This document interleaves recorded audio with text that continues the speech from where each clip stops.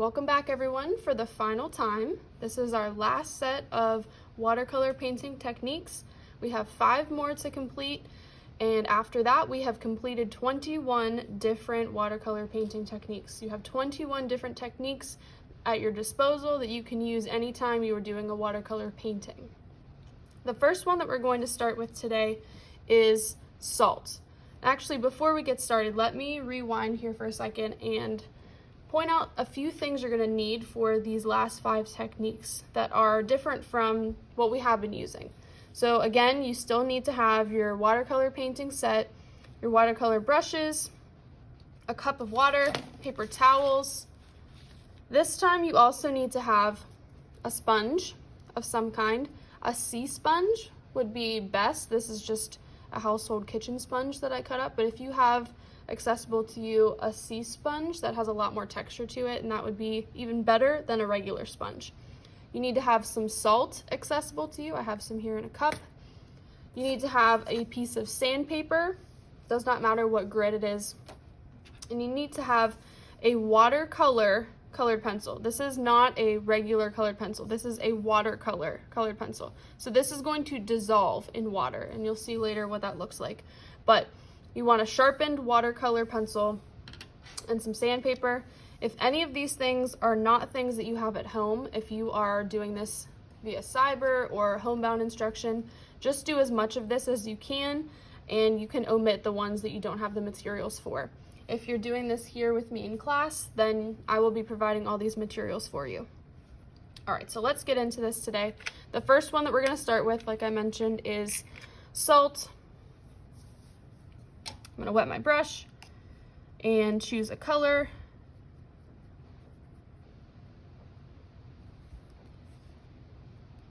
I'm painting on my paper a solid wash.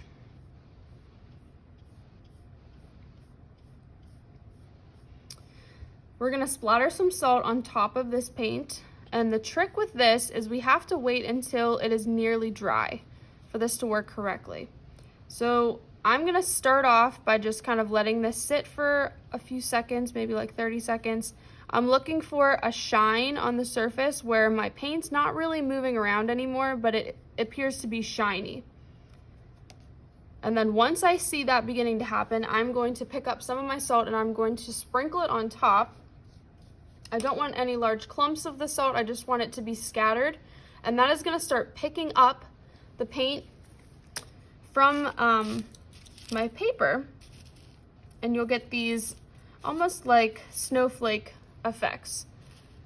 And I'm actually going to just try it on one side to see if anything's going to happen, and then I'll do it on the other side in a few minutes just to test out the dryness of what we're working with.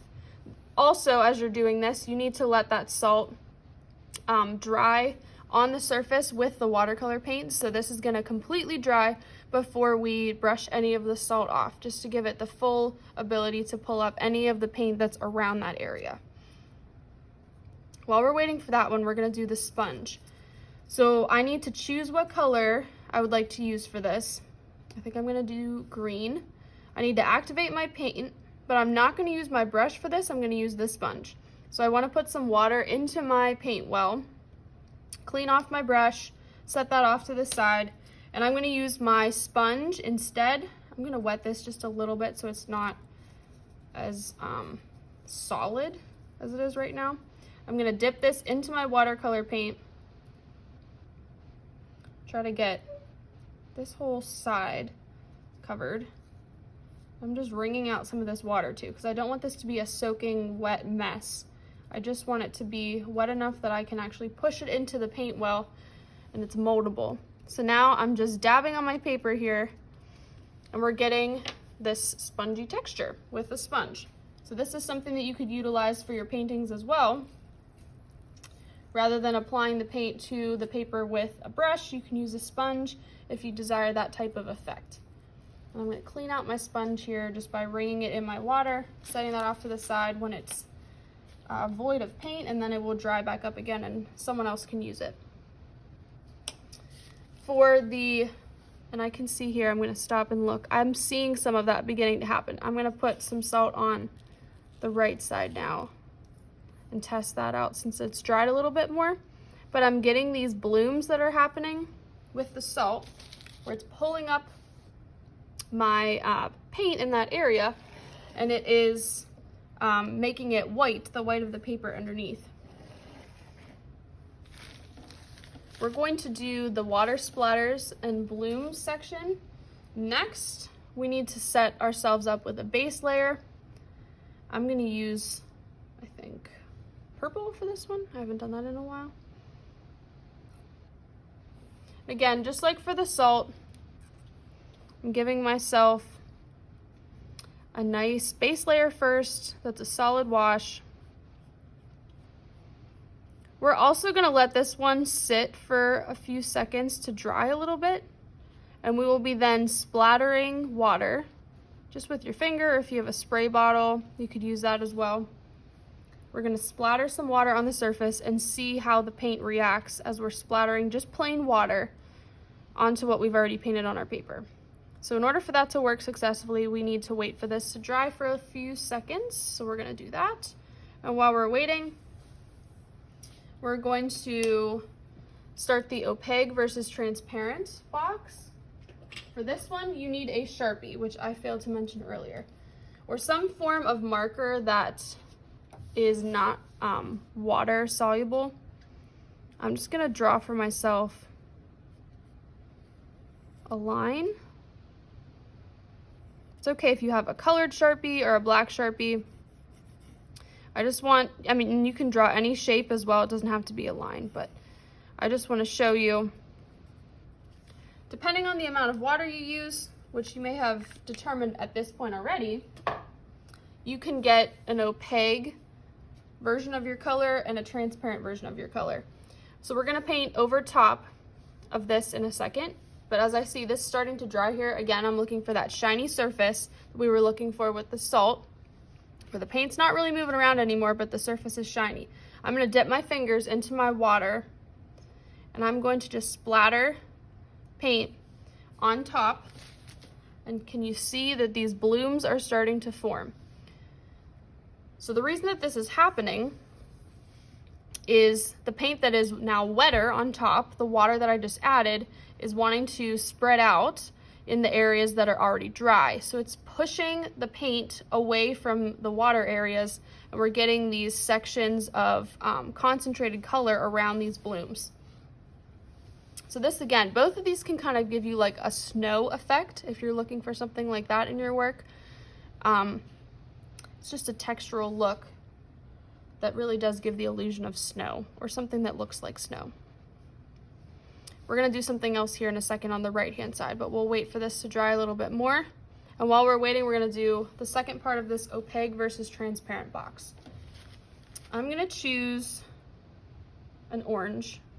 Doesn't matter what color you use. Again, I'm activating my orange since I haven't used this color yet today. The first pass over this, I wanna use a lot of water. I'm trying to make that opaque color, and opaque is just meaning, actually, this is gonna be the transparent one.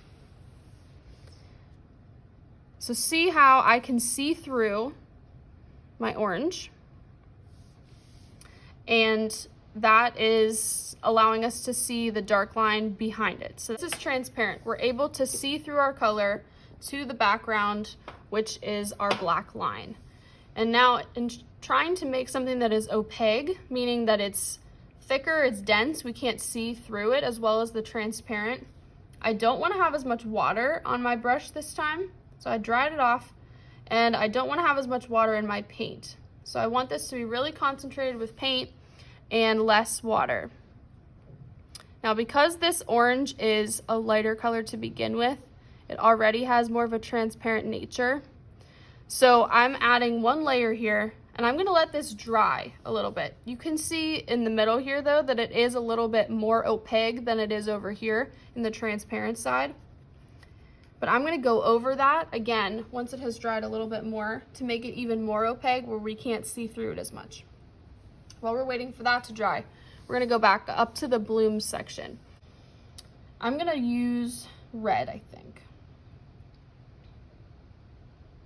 And this side right here is completely dry now, or almost completely dry on the edge. Now, this is brand new paint. It is still wet. I'm just applying water to it right now. As I paint next to this, there's going to be some of these blooms that happen as well, because this is dry and this is wet. So the water from this is going to want to start bleeding into the paint on the right, or on the left, because it's already dry. So this is something to keep in mind when you're trying to paint anything with watercolor paint. If you are adding a lot of water to an area that's next to an area that's dry, it's going to want to bleed into the area that's already dry. So you can see this bloom, this huge bloom that's happening right here, because this is wet and it's coming into this area that is dry. And it's going to create just these jagged edges. So you really do have to be careful when you're painting something that is wet next to something that's already dry, especially if you're happy with how it looks in the dry area. You want to be really careful as you add something that's wet next to it. And I'm going to soak up some of this extra paint here so that it's not rolling around. We're going to go back to our opaque section here. I'm going to add a little bit more paint as my second coat because that's drying.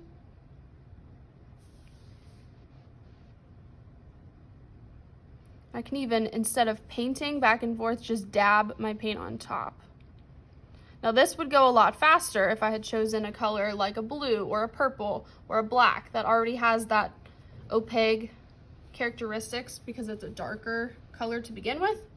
But I'm happy with the contrast here, that I can see that it's a little bit harder to see through this rather than the one on the left. The last one we're going to try is sandpaper and a watercolor pencil. So the first step is adding for yourself a light base layer of whatever color you choose.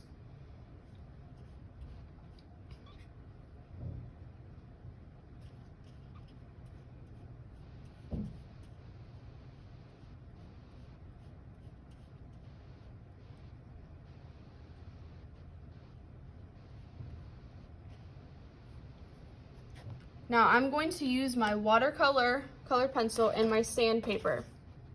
I'm going to shave the top part of my pencil onto this, and we're going to see how the pencil is going to disintegrate on the surface, the shavings, because this is water soluble. And it's going to change my green and make it into more of a blue green. So as it's soaking up the water that's already on the paper, you'll see that we're starting to get some of these blooms with blue and green, and it's starting to mix and make a blue-green. So this is also a technique that you could use if you were looking for almost a more industrial look or something that is dirty. You can use that shaving look on top of this to mix colors. This would be great for something like bricks or some other type of rocky texture that has lots of different colors in it, but it's hard to paint those little details in individually. So here we are, we've completed our 21 different watercolor painting techniques, and I hope that this has been informative for you and you feel prepared now to start your watercolor painting project, whatever that may be.